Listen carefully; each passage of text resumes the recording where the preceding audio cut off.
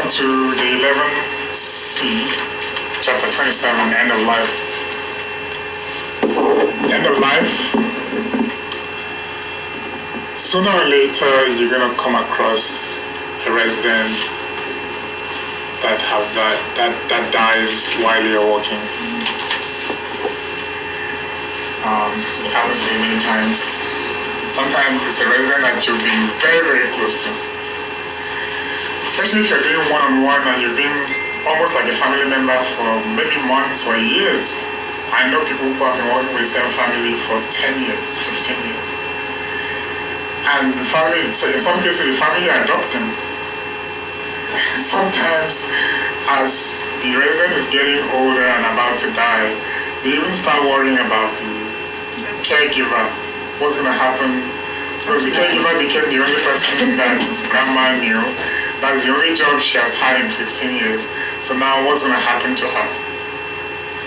So, but that's not, you're not important for the purpose of this training. So you have to understand end of life. Palliative care is, care that focuses on only relieving pain, making sure that the person is comfortable. This is when they're kind of nearing the end of their life. For example, somebody's on hospice. Doctors have said that they have 6 months to live.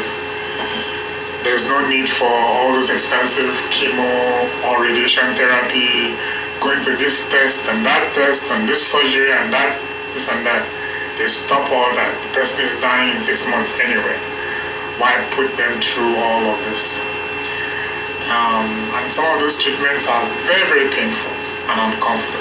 They lose their hair, they will be throwing up, all kinds of. So some families will decide, we don't want all that. So the doctor will stop all of that. They'll only be taking pain medication. They're not to be in pain, and they'll be fed well, they'll be washed. So that's palliative care. Again, to control symptoms, reduce suffering, prevent side effects, maintain quality of life. You're still taking care of the whole person, but they're not going to those appointments anymore. So palliative care works to manage symptoms, not to cure the disease. Terminal illness is a disease or condition that is going to lead to death in a short period. Death is when life ends. So when a serious illness is classified as terminal illness or a disease or condition that will eventually cause death, hospice, like I said earlier, is often the next step. So it's just to provide compassionate care,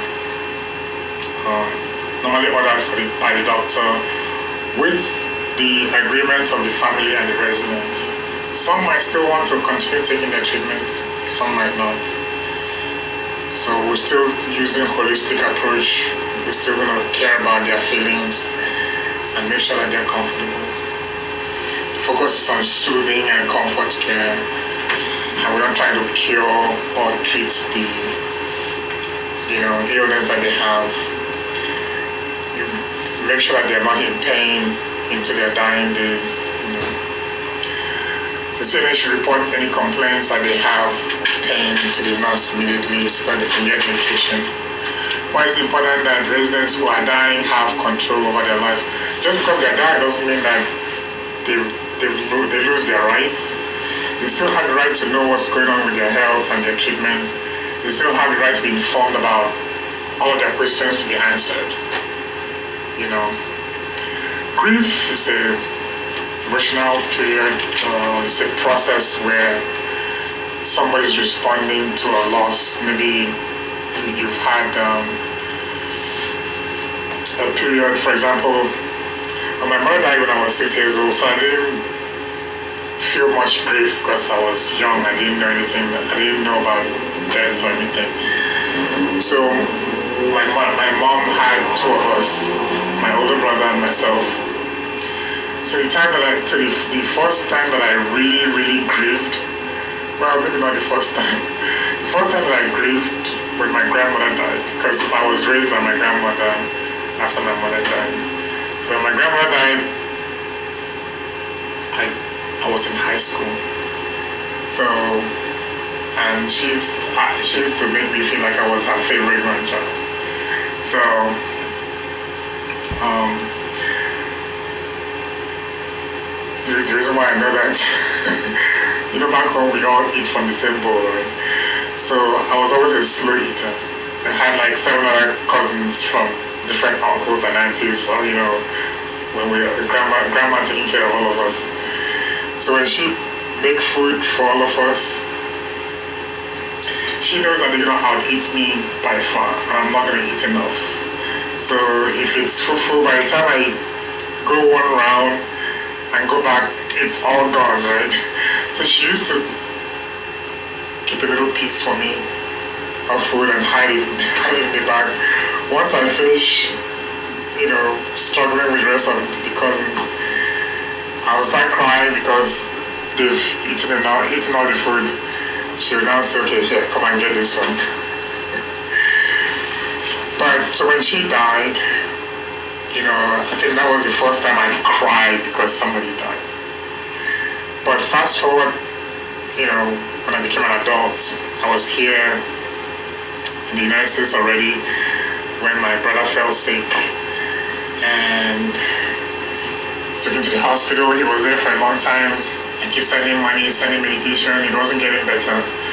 So I decided, okay, let me just go find out what's going on. So I called him, let him know that I was on my way there. I spoke to him on the phone. I didn't know that he was going to die. So when I arrived at the airport the next day, my cousin came to pick me up. And so okay, let's go to the hotel. I said, no, we're not going to the hotel. We're going straight to the hospital. Let me go see him. He said he has died though. He just died. So while I was in the air, he died. So it was shocking for me because I expected to go meet him alive. So I started grieving at that point because I didn't come for burial. And that was my only sibling from the same womb. I don't have half siblings from my stepmom. So I grieved that time and had to go through the burial process and all of that stuff. There are different stages of grief that we have to understand. So there's this Dr. Elizabeth Kubler-Ross, 5 stages of grief. It normally comes in the state exam. The first stage is denial. You refuse to believe that the person is dying. After it happens, or maybe the person is dead, I can't believe that my brother just died. So I'll be in denial, first few days. Then the anger was set, saying, why me, my only sibling, why now, why couldn't he live? But in this scenario, this is somebody who's in their final days, they're not dead yet. So this is the individual grieving. At some point after anger, they will start bargaining. Okay, fine. If I can only stay for additional 1 month, maybe so I can attend my son's wedding or my daughter's graduation. Then there's depression, need to mourn or review their lives. They start thinking back, Then at some point, they will accept the fact that death is going to come. That's the acceptance stage. Then they'll start preparing. That's when they will make sure that their will is updated. Whatever information they need to give to the children. Maybe they have a secret that they've been keeping.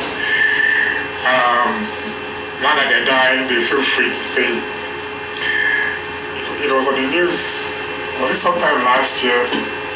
This woman was dying in New York. I don't know if you guys heard the news. The husband was listed as missing when the oldest child was 6 years old back in 1960 or 65. Was listed as missing. Nobody knew what happened to him. The son grew up with other sibling. They grew up just with the belief that the father just disappeared from the earth. Nobody knew. The mother is dying. The mother called all of them together and said, I have been keeping a secret. He said, Ma, what secret? I killed your father. Oh my goodness. And he's buried in the basement. He's buried in the basement. She told them where he was buried. In the basement of the same house. So they had no choice but to call the police. They called the police, they exhumed the body, tested it, confirmed that that's the family. So, how did she live with that all these years? Well, she was dying anyway. At that point, they can't proceed. They can't proceed. No, but I'm saying all those years and you live in the same house. Well, some people are like that. Wow, that's cool. So sometimes they might be giving instruction. I'll give you another example. This lady was dying, and the caregiver, she was concerned about the caregiver. So she called the son. The son is a lawyer. How we knew this? It was one of our enrollment time, like the first week of class. One white man showed up with this black lady to come and enroll her in the school. We were kind of curious, like, okay, so what's the relationship? Later on, she told us that she was taking care of their mom. And the mom died, and in her will, she said that caregiver should be sent to school to the highest level of education she can attain. She left enough money. But she's not to get the money cash.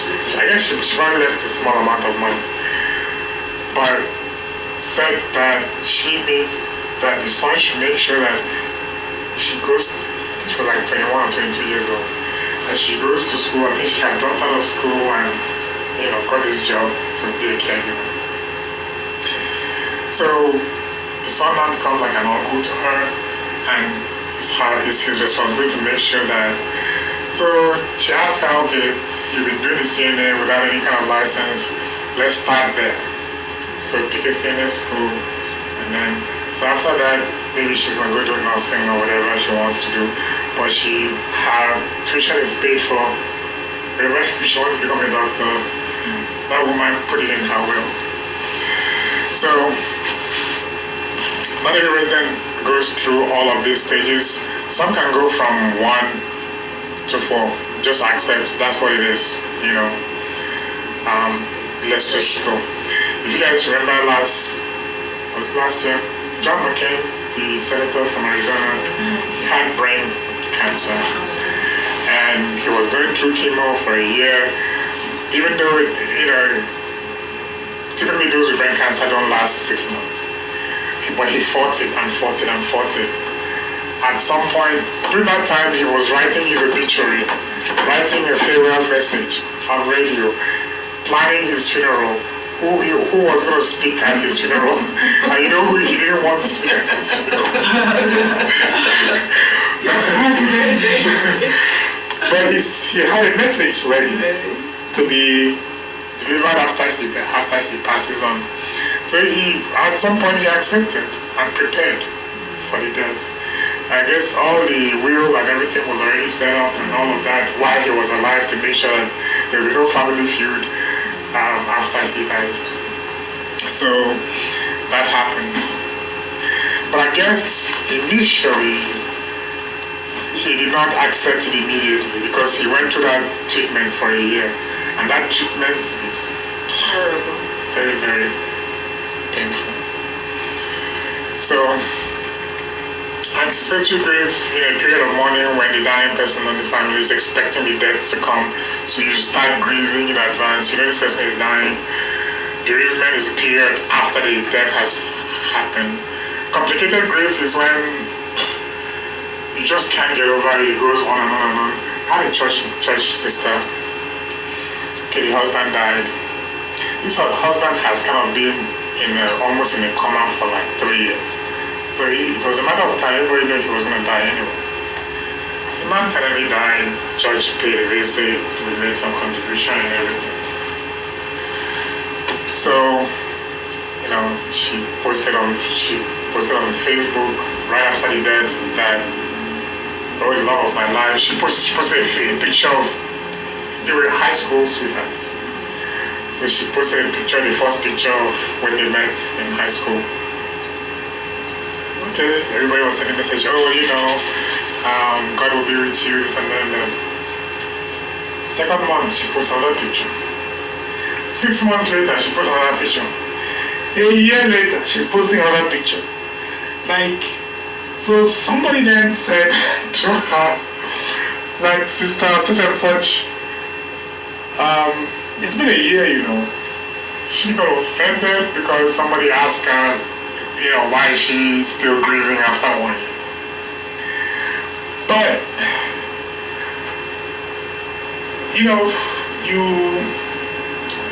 at some point you expect that there will be some healing, or how should I call it, improvements in how you're grieving, because then people will be concerned whether is she able to function because of the way she's still posting about this death as if it happened yesterday. So she came here, she came to do her taxes, and we're talking about it. I just stayed neutral. And I said, everybody has a different way of grieving. And, but people really got offended that she keep posting this stuff to people a year and a half later, and so on. But I guess that would be an example of a complicated grief.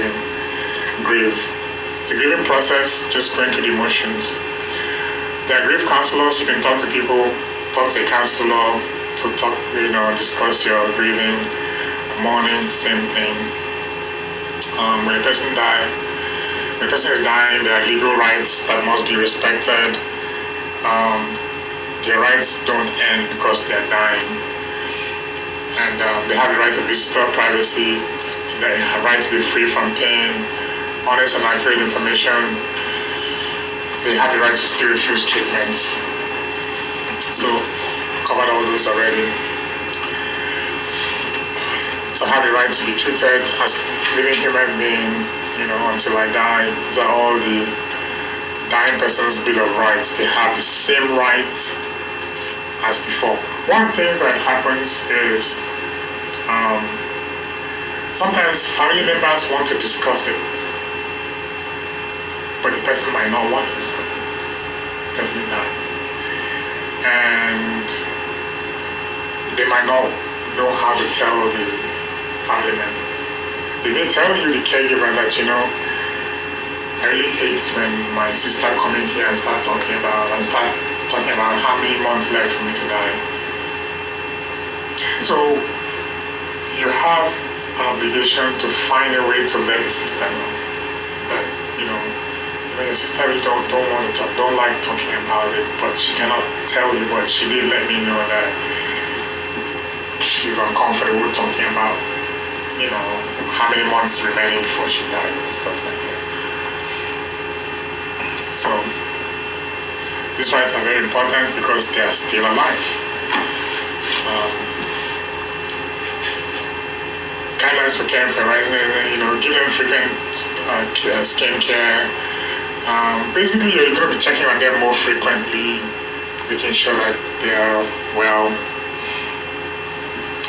As they're dying, their breathing will change, put the head of the bed up, and so on.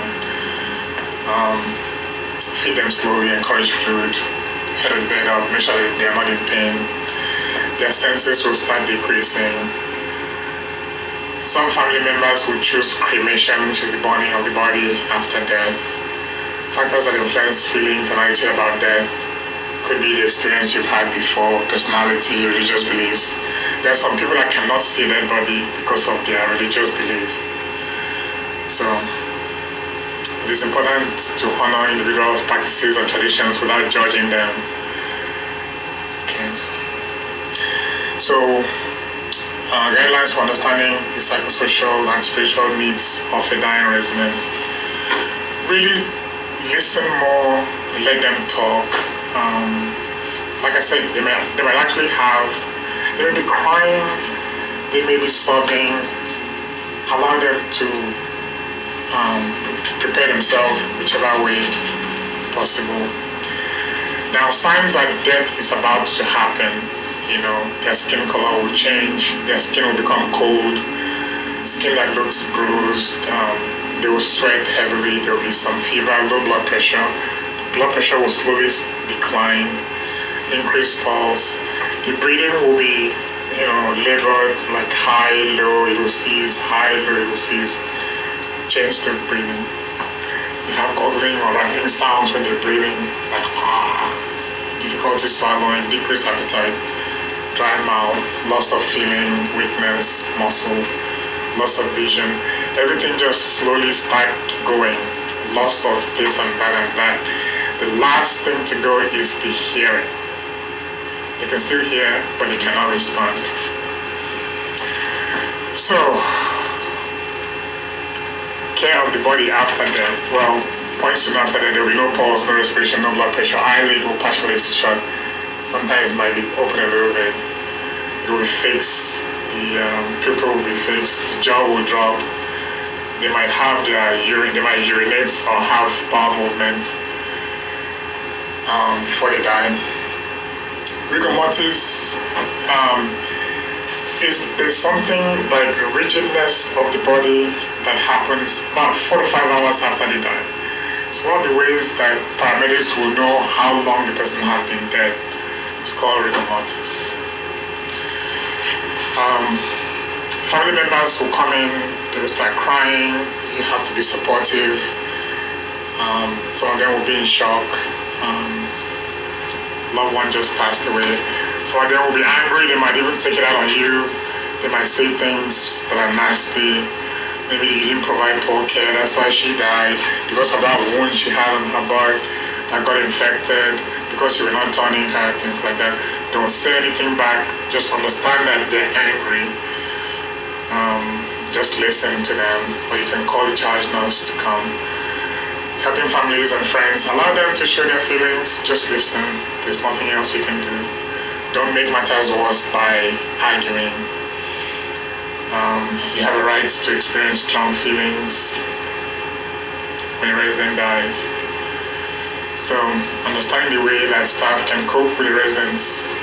Like I said earlier, it could be someone that you were very close to. I've had residents that I was very close to. I leave work, the next day I go, they say she died. It's like, what? She wasn't even sick.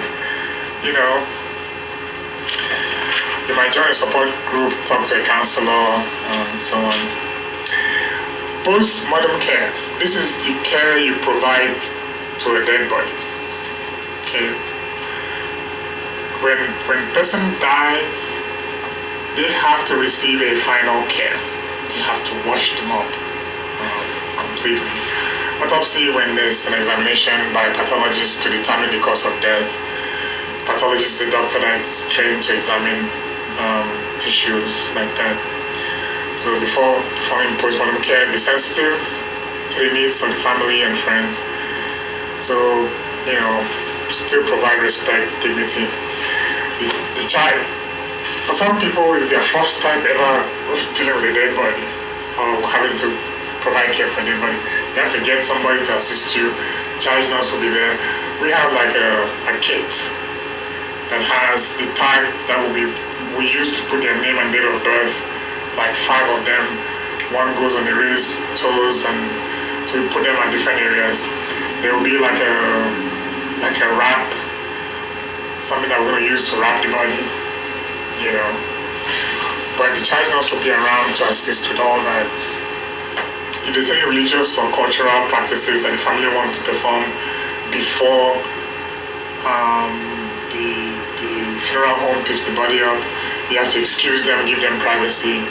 Maybe they want to pray or whatever. So be careful. This is just steps what to do. You have to, dress them up nicely, comb their hair.